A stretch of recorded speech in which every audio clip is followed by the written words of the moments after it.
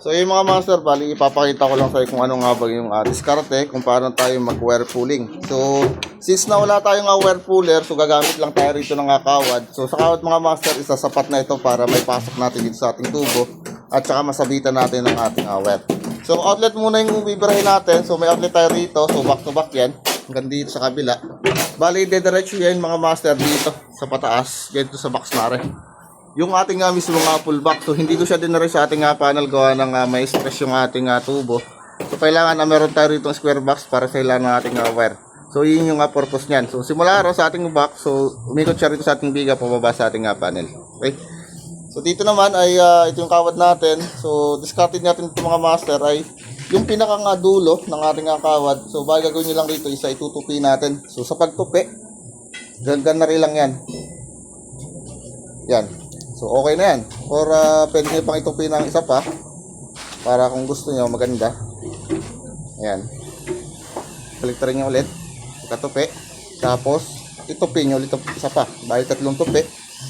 Then in case na hindi siya mapasukan ng wire, so ang gagawin natin dito ay sasalubungin natin siya mamaya. So once na encounter tayo ng hindi pagpasok ng GI natin, so sasalubungin natin mga ipapakita ko rin sa inyo yung diskarte. So ito muna yung gagawin natin.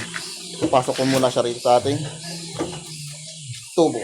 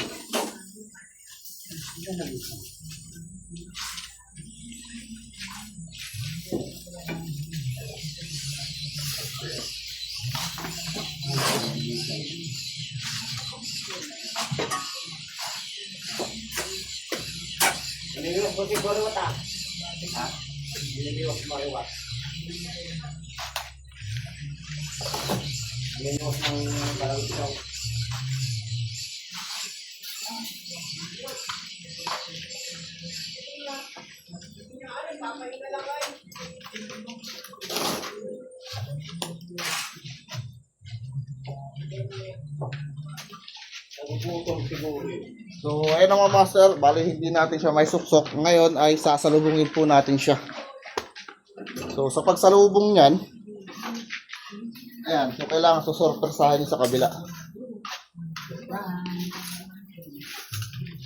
Ayan, so ito guys yung ating pagsalubong sa kabila. So itutupin nyo lang siya ng paganare. Itupin nyo yung dulo. So para siya nakakawit lang, ayan, ganito. Then tutupin nyo pa ng isa. Ganyan, then tupi ulit. Ayan, so parang alternate lang siya. Then kung saan naka-position are, so dito naman tayo tutupi sa kabila. Ayan. Kumbaga wala siyang kawala pag pinasok natin yung ating kawad dito sa kabilang dulo ng ating box. Ayan. So ganito lang mga master yung nagiging diskarte ko kung paano magtupi. Okay. So dito siya pumatak sa taas. Ayan, so sasalubungin ko siya rito.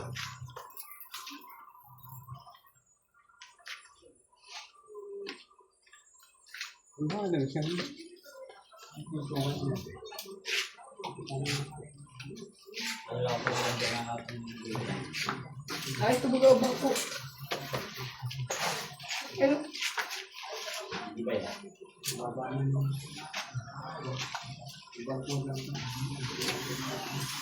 yun, awa na yan. Kung dalawa sa atin, kung dalawa yun.